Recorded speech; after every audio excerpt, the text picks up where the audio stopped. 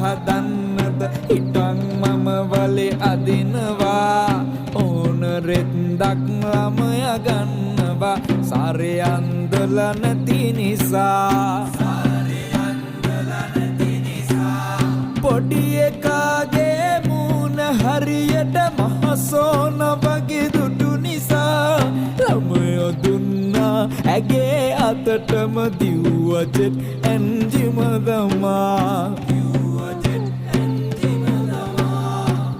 අනේ අපොයි මට කැරකෙන ගිනිගෙඩි